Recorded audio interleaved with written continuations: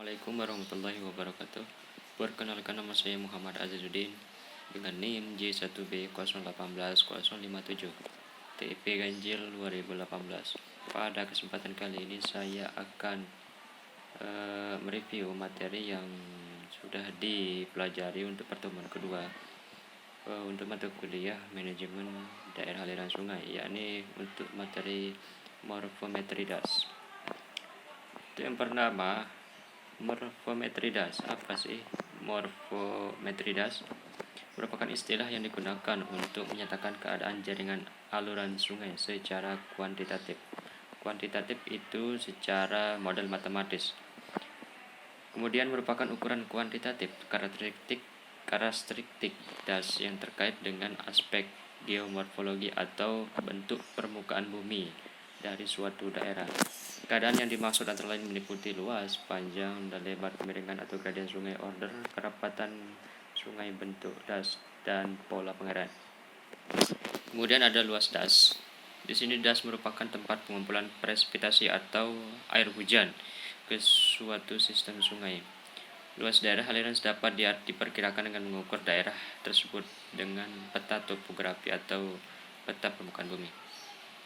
Kemudian ada garis batas antara das adalah punggung permukaan bumi yang dapat memisahkan dan membagi air hujan ke masing-masing daerah aliran sungai. Garis batas tersebut ditentukan berdasarkan perubahan kontur dari peta topografi, sedangkan luas dasnya dapat diukur dengan alat planimeter. Berikut adalah alat yang digunakan untuk mengukur skala peta, yakni planimeters, di mana luas sama dengan jumlah kotak dikali skala pangkat 2. Kemudian luas das relatif merupakan nisbah luas das sebelah hulu AU dengan luas das keseluruhan. Luas das sebelah hulu ditentukan berdasarkan garis yang ditarik membelah das melewati titik berat das. Bisa dilihat di gambar yang ada di samping. Dengan rumus ruas sama dengan AU dibagi A. Titik berat das dapat diketahui dengan membuat grid pada das. Kemudian dengan menggunakan formulasi tertentu, koordinat titik berat dapat diketahui menurut Pramono. Kemudian jumlah titik koordinat dapat dihitung menggunakan ini. Untuk sumbu Y, titiknya berada jumlah titik yang ada di sumbu Y, yakni pertama 1, 2, 3, 4, 5, 6. Maka untuk sumbu Y yang di angka 1 dikalikan dengan jumlah titik tersebut, yakni 1 kali 6, dan seterusnya. Kemudian dijumlahkan. Untuk sumbu X sama dengan cara yang ada di sumbu Y. Jumlah titik secara menyeluruh dikalikan dengan variabel yang ada di koordinat X. Kemudian untuk menentukan koordinat titik berat sama dengan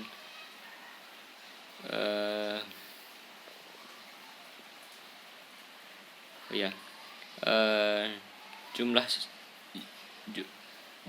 titik pada sumbu dibagi dengan jumlah titik N, yakni 24, di mana pada sumbu Y terdapat 60 dibagi 24 dan sumbu X 108 dibagi 24, sehingga dihasilkan bahwa 4,5 dan 2,5, dan untuk 4,5 nya merupakan sumbu X dan 2,5 merupakan sumbu Y.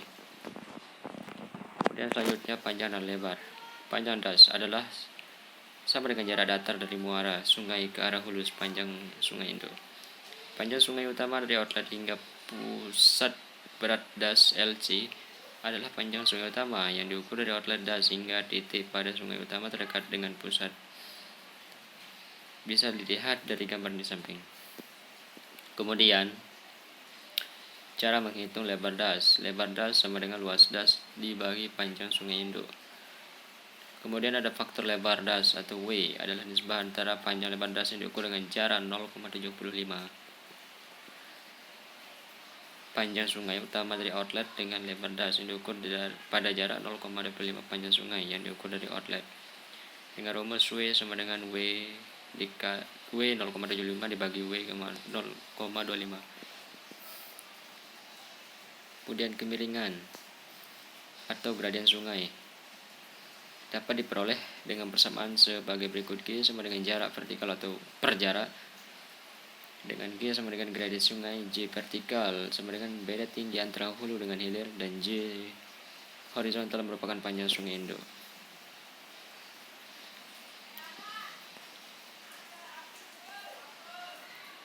Kemudian orde dan tingkat pencabangan sungai. Orde sungai, alur sungai dalam suatu das dapat dibagi dalam beberapa orde sungai. Orde sungai adalah posisi percabangan alur sungai di dalam urutannya terhadap induk sungai di dalam suatu das. Semakin banyak jumlah orde, sungai akan semakin luas pula dan dasnya akan semakin panjang alur sungainya. Nah, kemudian ada cara untuk menentukan orde aliran menurut beberapa pendapat dari ahli. Yang pertama yakni menurut Strahler, Horton menyatakan masing-masing dari cabang aliran sebagai aliran pertama. Dua buah orde kedua akan ketiga membentuk orde ketiga, demikian seterusnya. Kemudian ada yang kedua. Nah, ini contoh gambarnya ya, menurut metode Strahler. Kemudian menurut Strip menyatakan bahwa semua segmen pertama disebutkan orde 1. Lanjutan dari segmen ini merupakan penjumlahan segmen sebelumnya. Sedangkan menurut Schrödinger mengemukakan 4 postulasi dari kombinasi segmen aliran yang bersifat kumulatif dan juga asosiatif. Kemudian kedua, tingkat percabangan sungai. Tingkat percabangan sungai atau bufferation ratio adalah angka atau indeks yang ditentukan berdasarkan jumlah alur sungai untuk satu orde.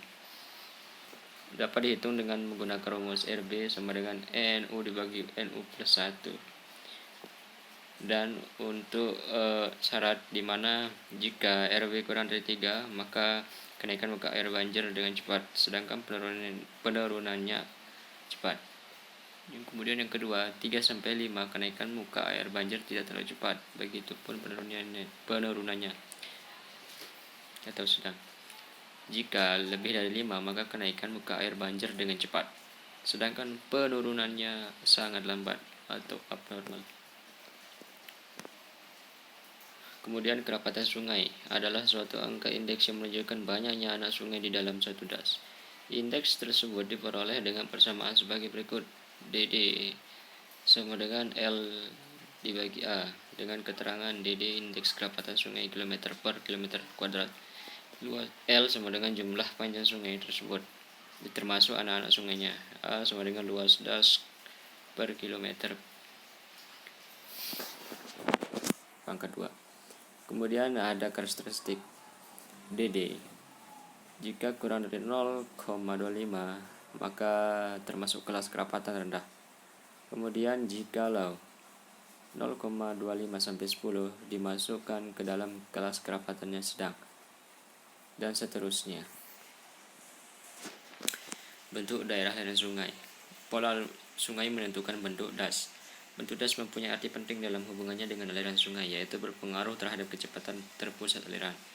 Menurut Gregory dan Walling, untuk menentukan bentuk das dapat diketahui terlebih dahulu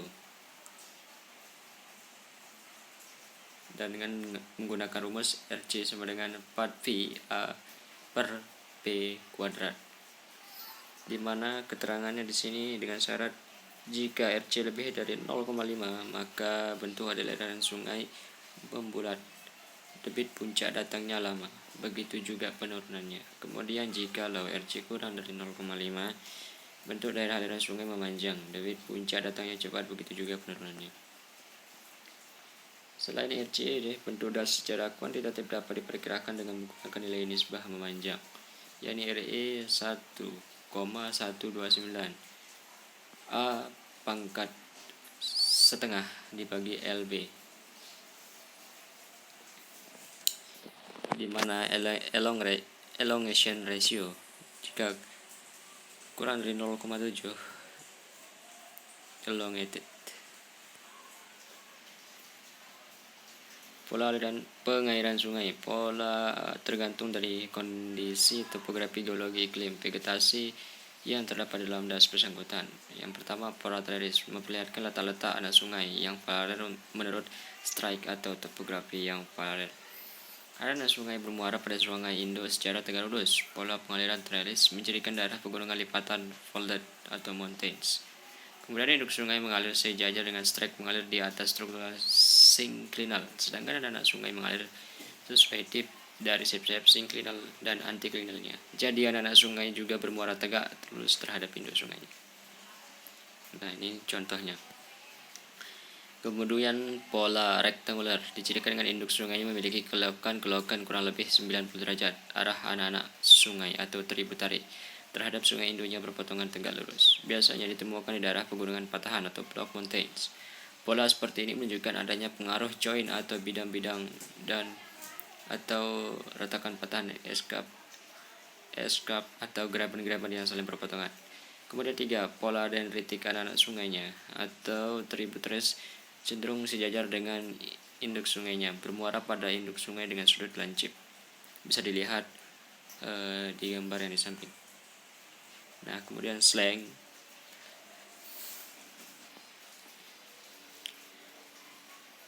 Kemudian horse. Slang atau graben dan horse merupakan suatu patahan akibat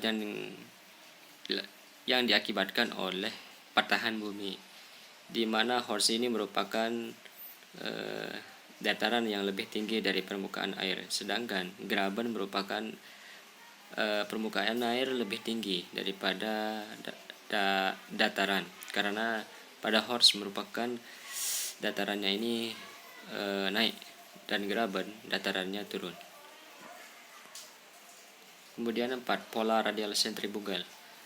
Daerah hulu sungai-sungai itu saling berdekatan, seakan terpusat pada satu titik, tetapi muaranya menyebar masing-masing ke segala arah. Nah, bisa dilihat pada gambar di samping.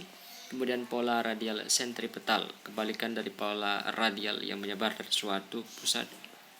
Pola sentripetal ini justru memusat dari banyak daerah. Nah, bisa dilihat pada gambar di samping. Oke, yang keenam, pola paralel adalah pola yang mengalir sejajar, menunjukkan lereng yang curam. Beberapa wilayah di pantai barat Sumatera memperlihatkan pola aliran paralel. Pola anular, pola pengaliran cenderung melingkar seperti gelang tetapi bukan minter. Bisa dilihat pada gambar di samping.